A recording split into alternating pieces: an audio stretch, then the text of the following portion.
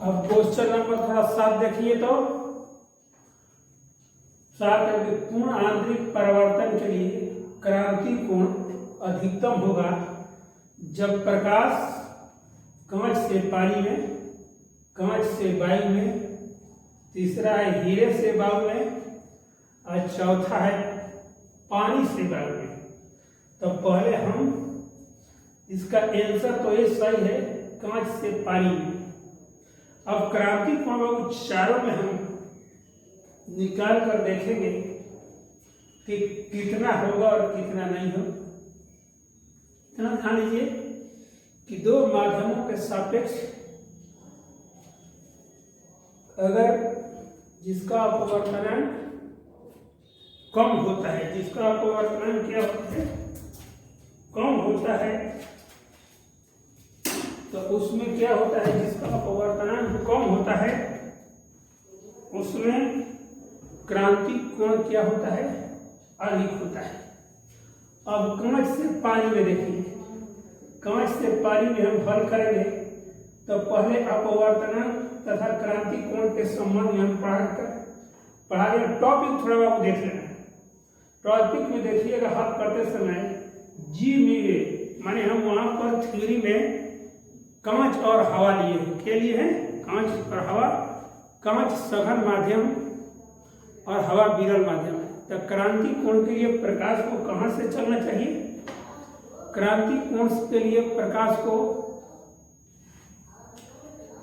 सघन माध्यम से विरल माध्यम में जाना चाहिए। और उसमें संबंध जब निकाले थे तो जी म्यू ए बराबर साइन आई सी, आई सी बराबर क्रांति कोण। तो जी म्यू ए बराबर 1 बटा में ए म्यू जी होता है। तो इसके जगह पर ये रख देंगे तो ए म्यू जी बराबर साइन आई सी है और उसको उल्टा कर देंगे तो कितना हो जाएगा? ए म्यू जी को हम क्या मान लिए? हवा के सापेक्ष कांच का अपवर्तन म्यू मान लिए है, इसलिए 1 बटा में साइन आई सी। आप लोग 10 में चाहे उसमें भी पढ़े होंगे, 10 में हल्का थोड़ा सा दिया है चीज परिभाषा, और इसमें थोड़ा बेसिक अध्ययन करते हैं। आप देख रहे हैं म्यू बराबर 1 बटा में साइन आई सी, चाहे 1 बटा में साइन सी हम करते हैं। यहाँ देखिए अब कांच तथा कांच से पानी के लिए जी म्यू डब्ल्यू हो जाएगा। कांच से पानी के लिए जी हो जाए और पानी के लिए डब्ल्यू हो जाएगा। जी म्यू डब्ल्यू बराबर साइन आई सी। इसको जब चेंज कर देंगे तो हमेशा कहते हैं ना, नीचे वाला ऊपर और ऊपर वाला नीचे। ए म्यू डब्ल्यू बराबर कितना होगा? ए म्यू जी बराबर साइन आई सी। हवा के सापेक्ष पानी का अपवर्तनांक बाबू कितना होता है? 1.33 होता है। और हवा के सापेक्ष कांच का अपवर्तनांक 1.5 और उसी को हम लेते हैं 3 बटा 2। इसमें जब भाग देंगे तो 0.866 बहुत दूर तक जाएगा। और जब त्रिकोणमितीय सारणी आप लोग बाबू जब देखेंगे, त्रिकोणमितीय सारणी क्या होता है, या तो त्रिकोणमिति के किताब में लास्ट में मिलता है, होगा कि नहीं हम नहीं बता सकते हैं। फिजिक्स के किताब में थोड़ा कहीं देखिएगा तो लास्ट में त्रिकोणमितीय सारणी दिया रहता है। तो साइन से संबंधित साइन में 0.886 के सारणी में जब देखिएगा तो साइन 62.42 डिग्री मिलेगा इसका मान। इसलिए कितना हो जाएगा? इसलिए यहां हो जाएगा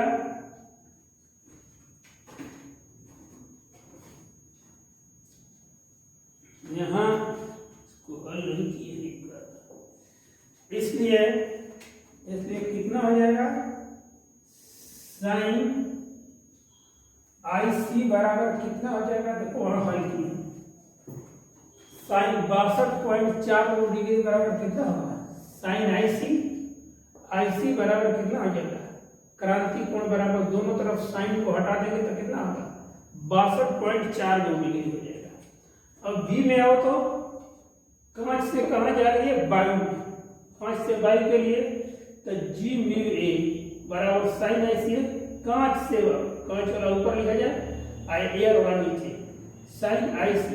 अब इसको उल्टा कर देंगे तो 1 बटा में ए म्यू जी बराबर कितना हो जाएगा? साइन आई सी। ए म्यू जी मतलब कांच का अपवर्तनांक कितना होगा? 3 बटा 2 साइन आई सी। ये ऊपर चल जाएगा तो 2/3 0.66 होगा बराबर साइन IC।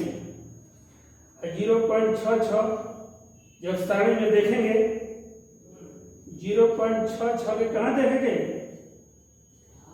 सारणी में 3 गो में देखेंगे, साइन कोस और tan का मान दिया रहता है उसको, तो देखेंगे तो साइन 41.8 डिग्री, तो इसलिए साइन IC किसके बराबर हो जाएगा, साइन 41.8 डिग्री। IC बराबर कितना होगा, 41.8 डिग्री हो जाएगा। अब इसमें आइए हीरे से बाई डायमंड, हीरे का अंग्रेजी क्या होता है, डायमंड होता है। डायमंड का कितना होगा, डी म्यू ए बराबर कितना होगा, साइन IC। इसको करेंगे तो इसको उल्टा होगा, कितना होगा, 1/a म्यू डी बराबर कितना होगा, साइन IC हो जाएगा। a म्यू डी हीरा का अपवर्तनांक 2.4 होता है, लेकिन एक्यूरेट कितना होता है, 2.419 भी होता है। हीरा का बेटा वैरायटी अच्छा होता है, जिस हीरे का क्वालिटी सबसे ज्यादा बढ़िया होता है उसका सबसे ज्यादा रिफ्रैक्टिव इंडेक्स होता है अपवर्तनांक, इसलिए इसका कितना हो जाएगा, 4.417 मध्यम साइज के हीरे को लिया गया है। 0.413736 बराबर साइन IC हो गया। इसका मान साइन के में देखेंगे तो 24.41, दोनों तरफ साइन को एलिमिनेट कर दीजिए, IC बराबर कितना होगा, 24.41 डिग्री। अभी में पानी से वायु के निकाल दीजिए, मैंने जल से वायु के लिए निकालिएगा तो कितना होगा, WA बराबर साइन IC। इसको उल्टा दीजिए, इसको उल्टा कर दीजिए, कितना होगा, 1/a म्यू W, माने W म्यू A बराबर 1/a म्यू W होता है साइन IC, तो 1/1.33 बराबर साइन IC। इसका मान कितना होगा, 0.7518 बराबर साइन IC, साइन 48.75 हो जाएगा बराबर साइन IC। IC बराबर कितना होगा, 48.75 डिग्री हो जाएगा। ठीक, तो इस चारों में देख रहे हैं किसका मान ज्यादा है, इसका मान ज्यादा आ रहा है कांच से पानी के लिए, इसलिए हमारा ए आंसर हो जाएगा कांच से पानी। अब एक नंबर के प्रश्न को सोचो कि शॉर्ट कर लिखना है, कभी कभी क्या होता है बाबू, कुछ दिमागी क्वेश्चन नहीं बनाइएगा और आपके बारे में जानकारी नहीं होगा तो आपको इस कॉन्सेप्ट से छोटा छोटा सवालों को हल करने में क्या होती है, मदद होती है। तो अब देखो तो अगला सवाल, एक द्विवृत्ताकार लेंस की वक्रता त्रिज्या 10 सेंटीमीटर और 15 सेंटीमीटर है, यदि इसके पदार्थ का अपवर्तनांक 1.5 हो तो फोकस दूरी, ये देखो बोर्ड में आया है, 23 का 12 है, 24 है, 30 है और 24। अब देखो सूत्र इसके बारे में सबको जानकारी है, 1/a बराबर mu minus 1 into 1/r1 minus 1/r2। इसका हर जगह मान रख देंगे, हल करने पर हमको ये बराबर कितना आ जाएगा, लगता है इनको सब लोग हल कर रहे हैं, इसमें कोई परेशानी नहीं होनी चाहिए। तो इसको हल कर लीजिएगा, हम अगला सवाल पर हम आ रहे हैं।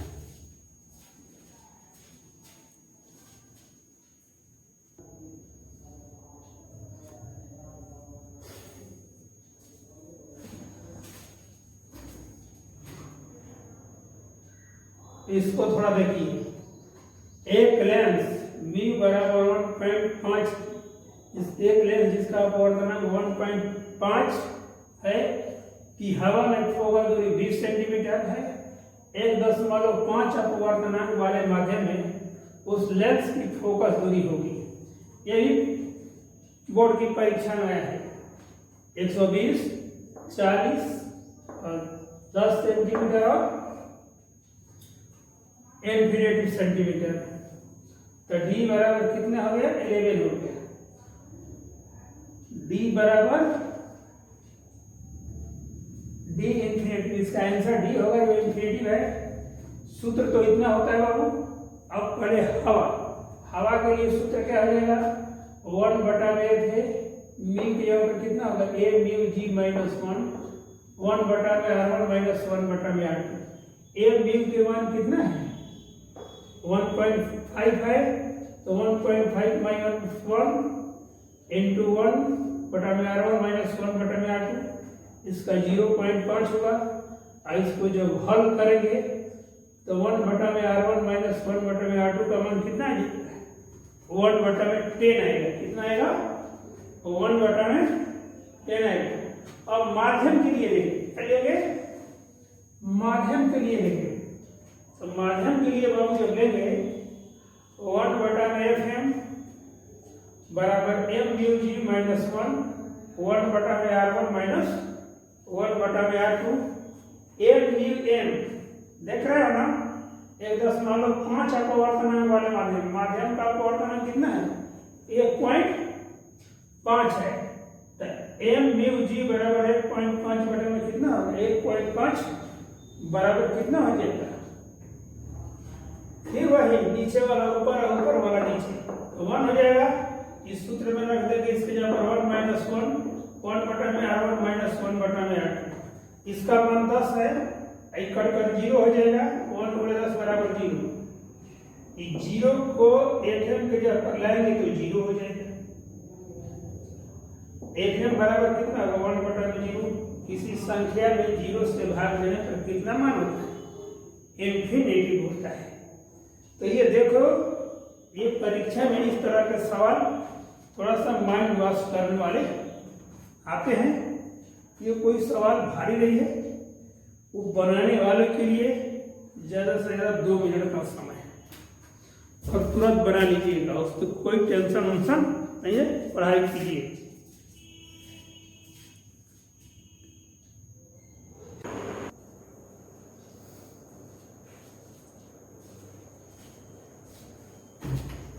इस 10 नंबर सवाल को थोड़ा सा देखिए, तो ये भी परीक्षा में आया हुआ है, 11 नंबर भी परीक्षा में आया हुआ है। थोड़ा देखिए, एक उभय उत्तर लेंस बाई कन्वेक्स लेंस के पदार्थ का अपवर्तनांक 1.5 है।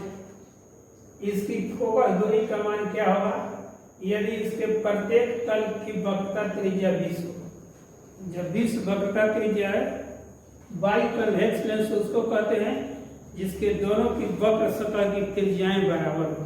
क्या हो, दोनों तरफ की वक्र सतह की त्रिज्याएं बराबर हो, उसे हम बाई कन्वेक्स लेंस कहते हैं। सूत्र तो ये हो गया 1/f बराबर म्यू माइनस 1 बटा में R1 माइनस 1/r, तो म्यू बराबर 1.5 हो गया, R1 बराबर प्लस R लेते हैं, तो R2 बराबर कितना लेना होगा माइनस। हल करेंगे तो f बराबर कितना, इसको तो हल करना आसान है, इसमें तो कोई दिक्कत नहीं है, आप लोग कर लीजिएगा। f बराबर कितना आ जाएगा 20 आएगा हल करने के बाद। 11 रखिए, तो एक लेंस के दोनों सतह, एक लेंस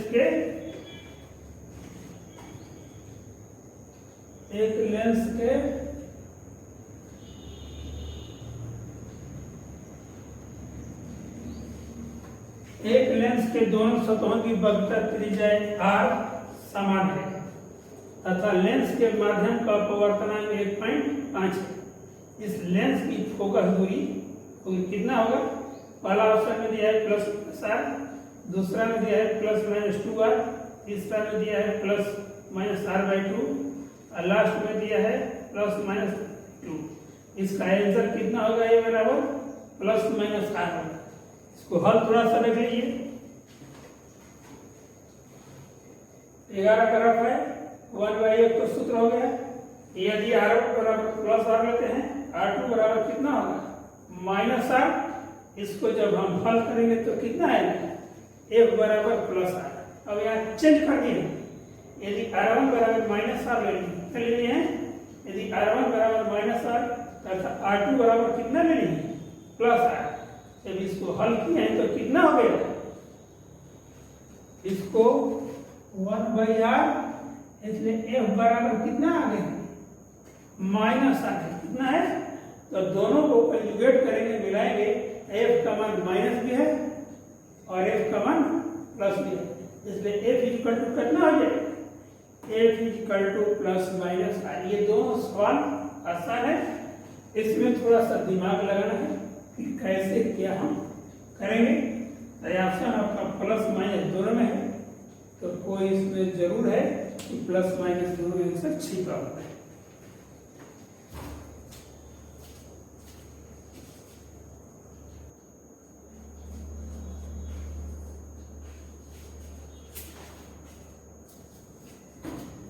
देखिए बाबू, ये जो क्वेश्चन है आप लोगों को भी परीक्षा में आया हुआ है, ये भी बीएससी बोर्ड है, क्वेश्चन आया हुआ है।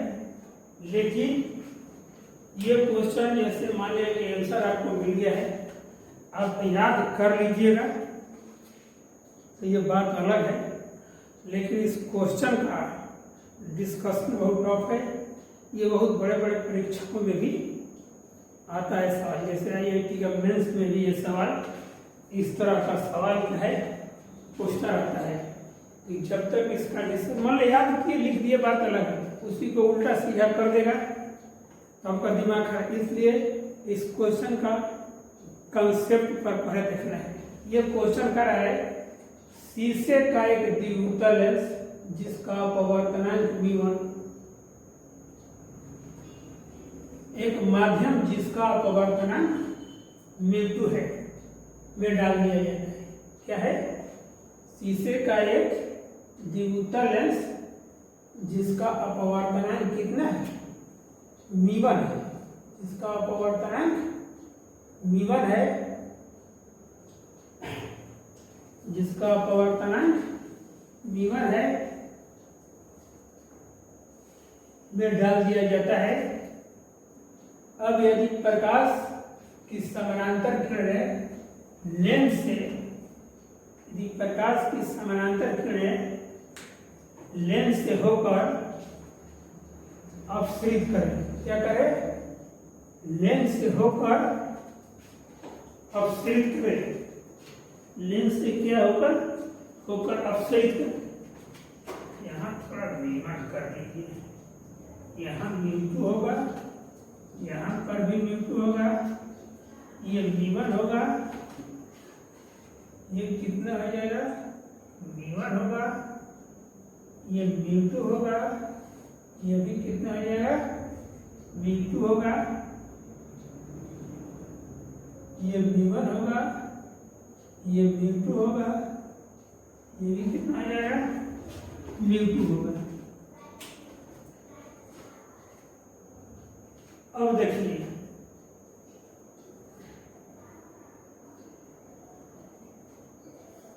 अब ध्यान दीजिए तो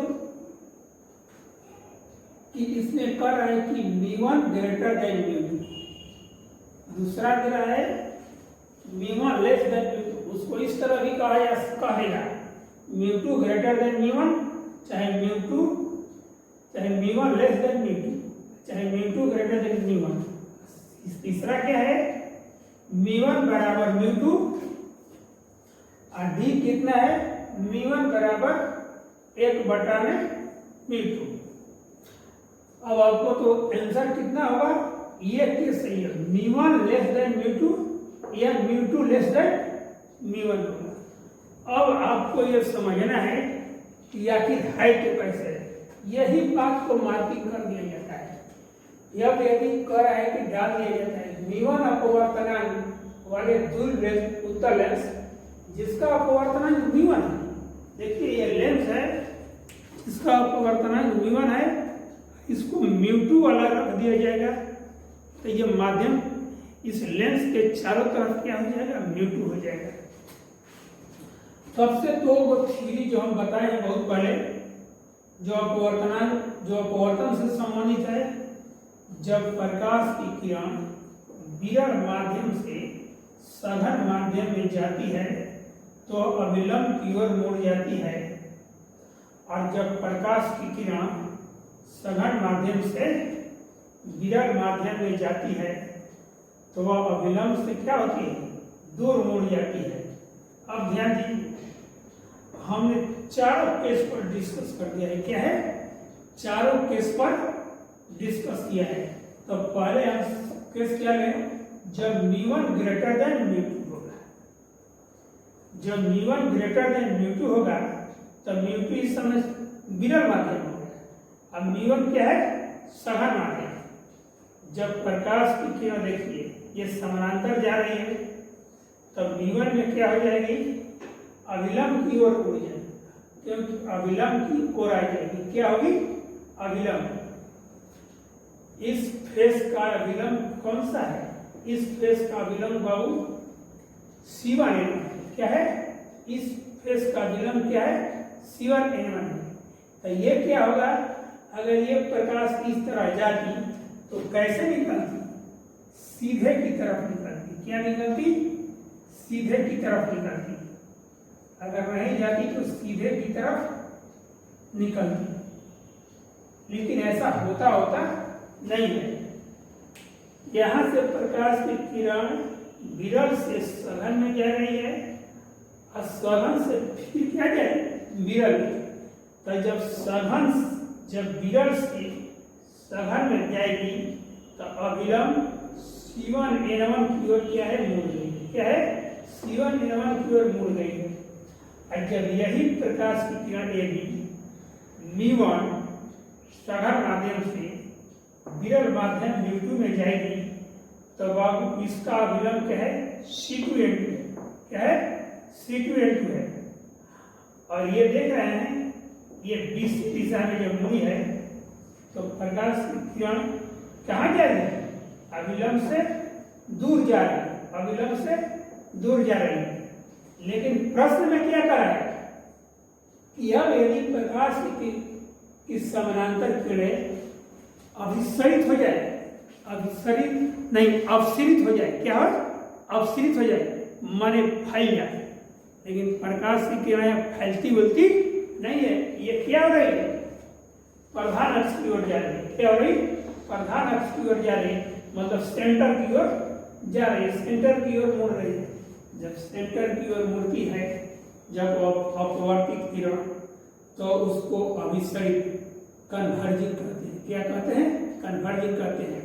और अपवर्तन के बाद जब प्रकाश की किरण दूर भागती है सेंटर से तो उसको क्या करते हैं? डाइवर्जिंग कहते हैं, माने अभिसरित कहते हैं। उसी को अवसरित भी कहते हैं। तो यहाँ देखिए इसका यहाँ आ रही है, ये किरण A से B जा रही है। अब B से कहाँ जा रही है? प्रधान अक्ष पर जा रही है। और तुम्हारा लेंस का सेंटर क्या है? लगभग यहाँ लेंस का सेंटर लगभग क्या है? मान लीजिए कि लेंस का सेंटर क्या है? वो है। तो कहाँ जा रही है? सेंटर वाला पार्ट्स पर क्या होगा? प्रधान अक्ष पर मिल रहे हैं। इसलिए ये क्रिया अवसरित न होकर अभिसरित होती रही है, माने डाइवर्जिंग नहीं हो रहा है। टेस्ट में करेंगे डाइवर्जिंग होनी चाहिए। इसलिए यह संभव नहीं है। यह संभव नहीं है क्योंकि यहाँ अपवर्तन के बाद प्रकाश अभिसरित हो रही है, माने क्या हो रही है? कन्वर्जिंग। अब दूसरा लिखते हैं, जब μ1 लेस देन μ2 या μ2 ग्रेटर देन μ1। अब देखिए ये क्या हो गया? ये हम शो कर देते हैं। ये विरल माध्यम है। क्या है? विरल। ये क्या है? सघन। ये क्या है? विरल। यहां में क्या है? ये सघन है, ये क्या है? दूसरा केस में ये विरल हो गया। ये जिसमें जा रही है वह भी क्या हो गई? सघन। बताए थे ना, जब इस कलम को अगर पानी में रख देंगे तो इस कलम के चारों ओर क्या हो जाएगा? पानी हो जाएगा। जब वो लेंस को क्या रखा गया है? μ2 अपवर्तनांक वाले माध्यम में। हमको जांच करना है कि μ2 ग्रेटर देन μ1 होगा, सही होगा। μ1 ग्रेटर देन μ2 से होगा तब सही होगा। ये तो फेलियर हो गया। अब इस पर आ रहा है, जब μ1 लेस देन μ2 हो, चाहे μ2 ग्रेटर देन μ1 है, उस परिस्थिति में देखिए ये सघन माध्यम, ये विरल माध्यम, ये फिर क्या हो गया? सघन माध्यम। कंसेप्ट क्या कहता है? जब प्रकाश की किरण सघन माध्यम से विरल माध्यम में जाती है तो वह अभिलंब से दूर मुड़ जाती है। क्या होती है? अभिलंब से दूर। देखिए इस सतह के लिए यह C1N1 अभिलंब है और इस सतह के लिए C2N2 अभिलंब है, क्योंकि लेंस के दो वक्रता का केंद्र है, दो फोकस के केंद्र होते हैं और दो वक्रता की त्रिज्याएं होती हैं। यही चीजों पर हमको फोकस करना है। तो प्रकाश की किरण पहले जा रही है तो इस फेस पर आपकी थोड़ी क्या होगा? इस फेस पर, तो इसके अभिलंब क्या है? C1N1। जब यहां से जाएगी, जब प्रकाश की किरण सघन माध्यम से विरल माध्यम में जाएगी, अभिलंब बेटा ये है, क्या है? अभिलंब ये है। अभिलंब कैसे जा रही है? अभिलंब से दूर, ए से बी डायरेक्शन। ये इस तरह सट नहीं रही है, जैसे ये देखो सट रही है, ये नीचे की तरफ आ रही है। ये कहाँ जा रही है? ऊपर की ओर, सेंटर से दूर भाग रही है। अब देखिए ए से बी जो है दूर जा रही है। क्यों?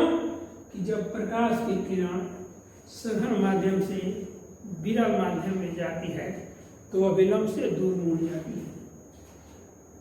अब एक चीज और ले लो, अगर ये लेंस से नहीं होगा तो प्रकाश की किरण कैसे निकलती? प्रकाश की किरण इस तरफ सीधे निकल जाती। क्या होती? प्रकाश की किरण सीधे निकल जाती। ऐसा तो संभव नहीं है क्योंकि वहां तो लेंस पड़ा हुआ है, तो यह अभिलंब से दूर जा रही है।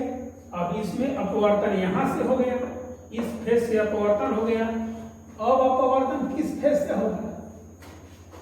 अब इस फेस से होगा। अब प्रकाश की किरण कहां जाएगी? विरल से सघन में आ जाएगी। अब देखो अब थ्योरी क्या लिखा है?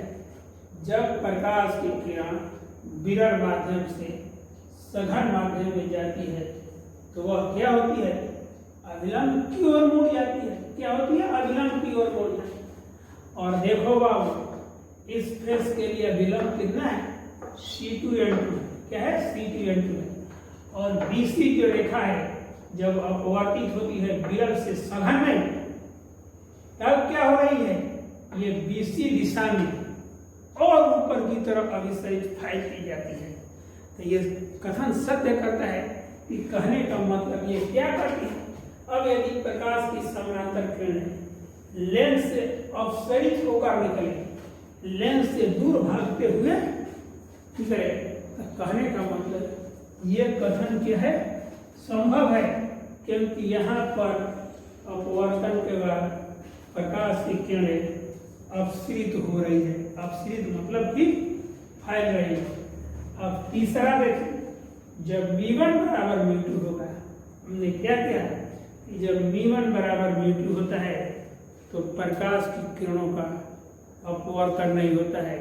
प्रकाश की किरण जब सीधे जाती है तो सीधे ही निकल जाती है, इसलिए यह भी असंभव है। जब v1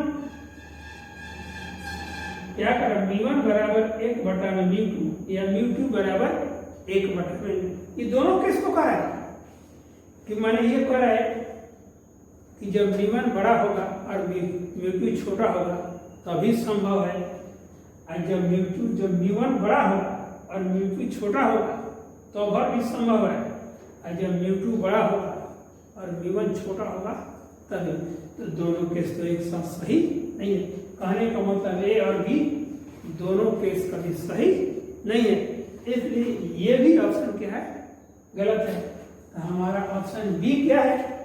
सही उत्तर है। बाबू, इस सवाल पर बहुत ही अंदर से क्या करना है?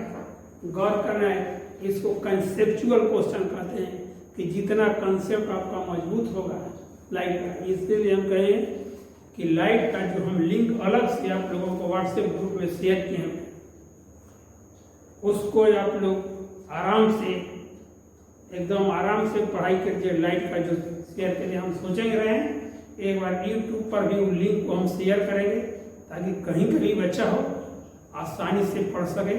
क्योंकि पढ़ाई इस समय कॉलेज चाहे स्कूल हो चाहे कोचिंग हो, कहीं खोलने की अभी संभावनाएं नजर नहीं है। तब तक हम अगले क्वेश्चन को देखें।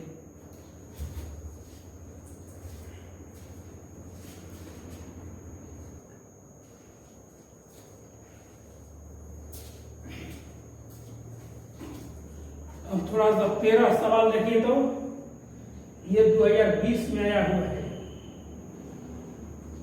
ये अभी 2020 में आया है, ये सवाल भी 2020 में आया है।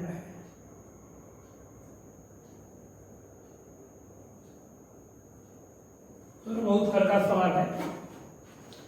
देखिए 20 सेंटीमीटर फोकस दूरी वाले उत्तल लेंस की क्षमता डायरेक्टर में होगी।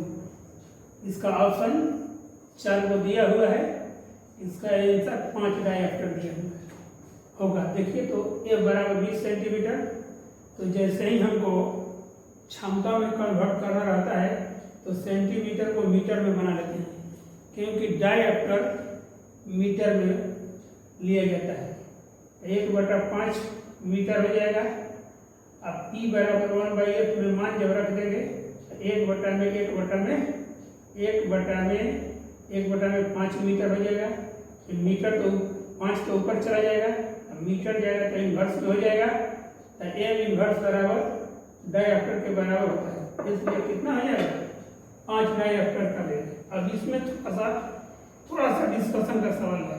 प्रकाश का वेग महत्तम होगा हवा में, शीशा में, पानी में, निर्वात में।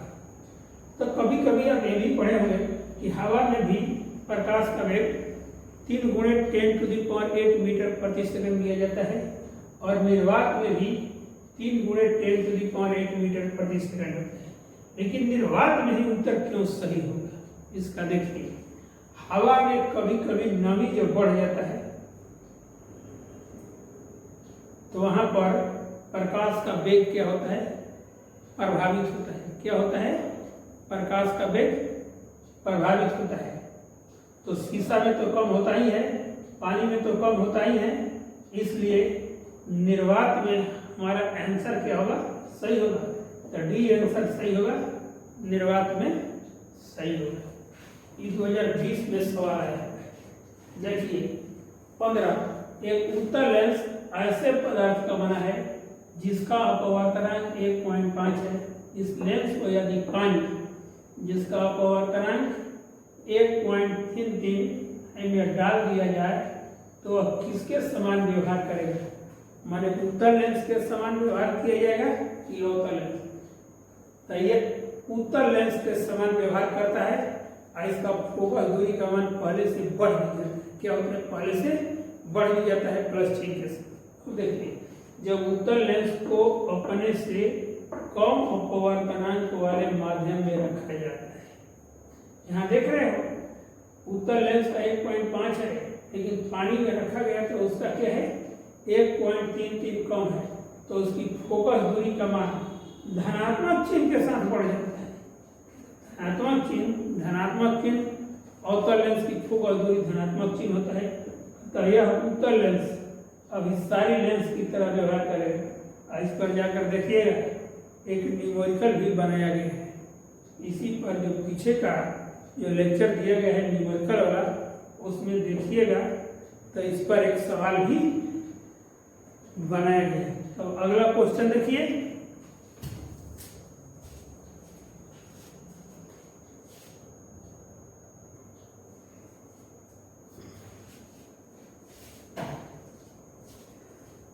और थोड़ा सरल सवाल देखा जाए तो एक उत्तल लेंस μ बराबर 1.5 को पानी μ बराबर 1.33 में डुबाया जाता है, तो उसकी क्षमता क्या होगी, बढ़ जाएगी। बी ऑप्शन में घट जाएगी, कोई परिवर्तन नहीं होता है, कभी बढ़ जाती है कभी घट जाती है। एक बार उससे थोड़ा पिछला सवाल थोड़ा इस तरह लिखते क्षमता पूछते, तब कहने का मतलब जब उत्तल लेंस को अपने से कम अपवर्तनांक वाले माध्यम में रखा जाता है तो उसकी फोकस दूरी का मान क्या हो जाती है, प्लस चिन्ह के साथ क्या हो जाती है, बढ़ जाती है। अर्थात उत्तल लेंस जैसा व्यवहार करता है। जब किसी भी लेंस की फोकस दूरी अधिक होती है तो उसकी क्षमता कम हो जाती है, क्योंकि P बराबर कितना होता है 1/f। P बराबर 1/f जब होगा तो फोकस दूरी बढ़ेगा तो क्षमता क्या होगा, घटेगा। अगले सवाल पर आइए।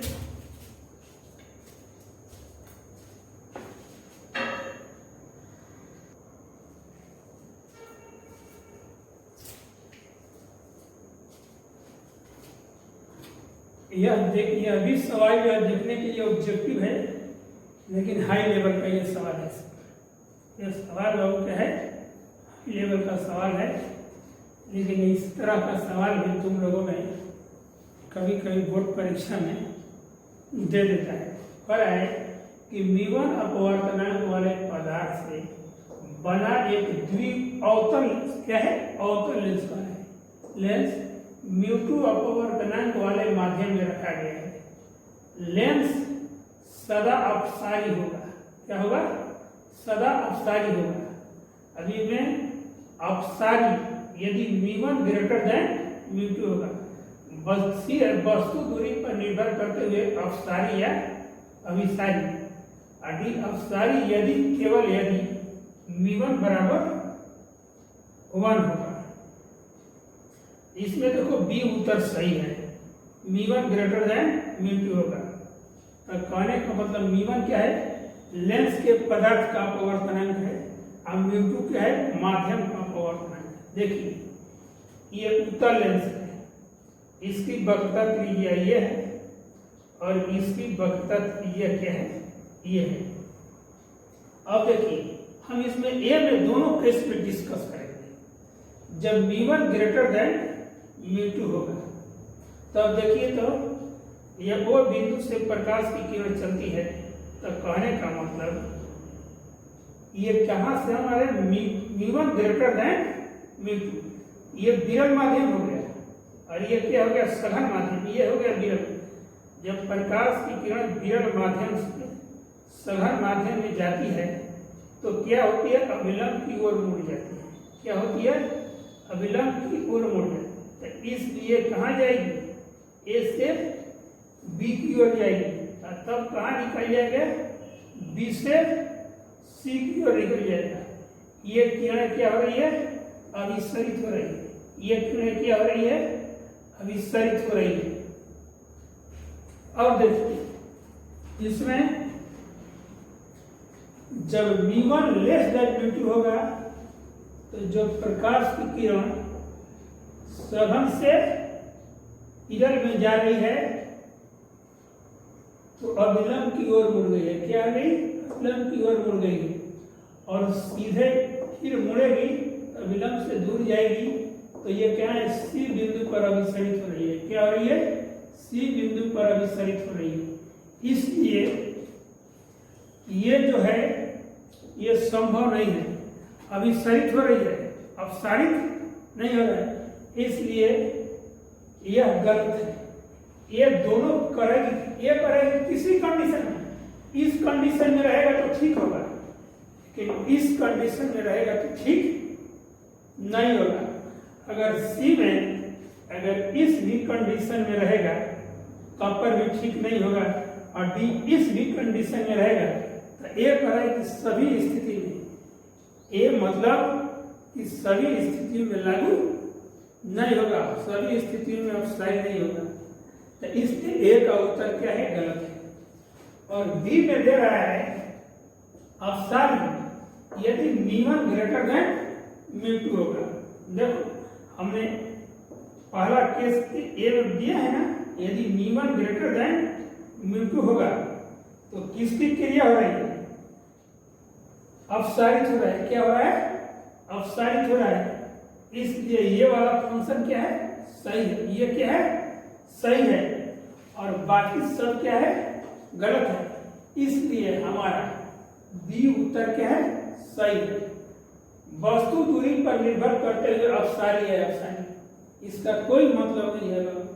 वस्तु दूरी घटा दिया जाए और चाहे बढ़ा दिया, लेंस के क्वालिटी में कोई परिवर्तन नहीं होता है।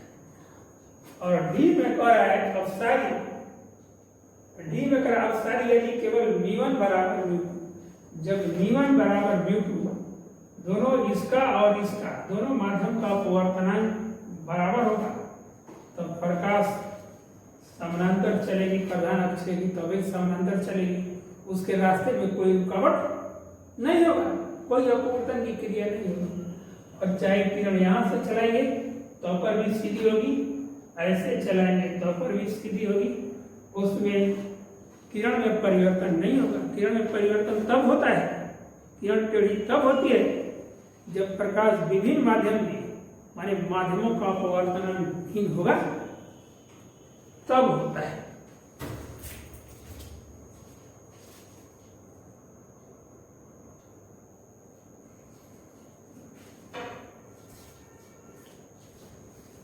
ये देखिए, ये 18, 19, 20 और 21 ये एक नंबर का हल्का सवाल है जो परीक्षाओं में क्या होता है बार बार पूछता रहता है। ये भी बीएससी में है, इस तरह का सवाल आया हुआ है, इस तरह का सवाल भी आया हुआ है परीक्षा में, इस तरह के सवाल भी आया हुआ है परीक्षा में। अब लोग बिहार के बोर्ड में कोई एक नंबरिया आता है तो किसी साल पूछता है डिस्कशन सवाल, लेकिन अक्सर ज़्यादा हल्का ही पूछता है, लेकिन उससे आपको मतलब नहीं रहना चाहिए। मतलब होना चाहिए आपको कि कैसे हम डिस्कस करके पढ़ाई को बढ़िया से हम ऑब्जर्व करें, पढ़ाई पूरा करेंगे। पढ़ाई जब कीजिएगा तो कहीं से प्रश्न का उत्तर दे दीजिएगा। देखिए, जब किसी उत्तल लेंस जिसका अपवर्तनांक 1.5 तथा फोकस दूरी f है को पानी v बराबर 1.33 में डुबाया जाता है, तब इसकी फोकस दूरी, इसका देखना पीछे सवाल इसी पर डिस्कस उल्टा सवाल दिया है। तो इसकी फोकस दूरी जब उत्तल लेंस को उससे कम अपवर्तनांक के वाला में रखा जाता है तो उसकी फोकस दूरी क्या हो जाती है, बढ़ जाती है। एफ है उत्तल लेंस की फोकस दूरी तक क्या होगा, एफ से बड़ी होगी, छोटी नहीं है। बाकी तीनों ऑप्शन क्या है, गलत है। तो इसका उत्तर क्या होगा, एफ से बड़ी होगी। पिछले सवाल में 2 गो में इस तरह से डिस्कशन दिया है, इसका भी डिस्कशन जाकर देखना दिए है कि जब प्रकाश की किरण एक माध्यम से दूसरे माध्यम में, जो श्वेत प्रकाश की किरण लेंस में प्रवेश करती है तो निम्नांकित में किस में परिवर्तन होता है, आवृत्ति में बाबू परिवर्तन नहीं होता। क्या होता है, आवृत्ति n कांस्टेंट रहता है। तो सूत्र होता है v बराबर n लैम्डा, चाहे लैम्डा बराबर v बटा n। तो n तो परिवर्तन नहीं होगा, तो v बराबर n लैम्डा तो आ जाएगा, इसका मान दूसरा होगा। और लैम्डा बराबर कितना होता है, v बटा n। लैम्डा कम होता है और वेग क्या होता है, ज्यादा। तो ये वेग का भी मान बदल जाएगा और तरंगदैर्घ्य लैम्डा का भी मान बदल जाएगा। इसलिए वेग तथा तरंगदैर्घ्य में भी परिवर्तन होता रहता है, केवल आवृत्ति में कोई परिवर्तन नहीं होता है। ठीक, इसको भी परीक्षा में देखना आया हुआ कराए। 2D तथा -3.5D के 2 लेंस संपर्क में रखे गए हैं, संयोग की क्षमता होगी। संयोग की क्षमता होगी, यह भी बोर्ड में पूछा हुआ है।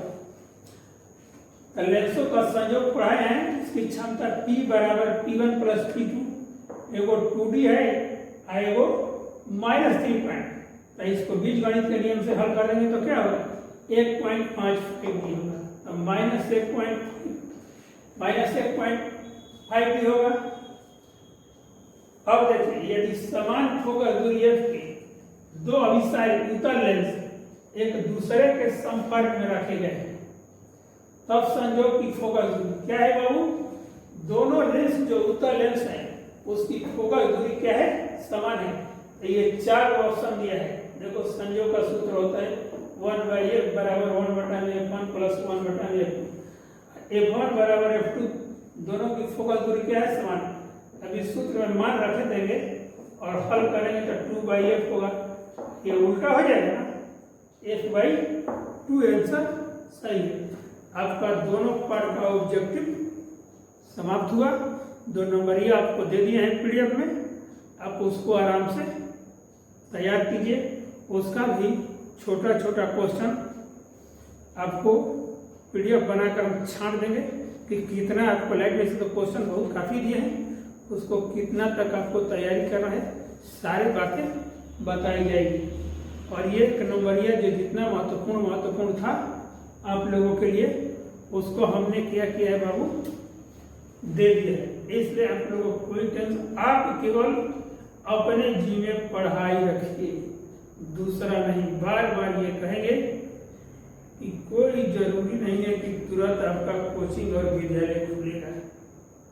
कभी भी सरकार को मौका देगी तो परीक्षा देख रहे हो। अब लगता है कि मैट्रिक का रिजल्ट इसी में अब आने वाला है, तो फाइनल कर दें। आप पढ़ाई कीजिए, दूसरे चीज के टेंशन में मत रहिए।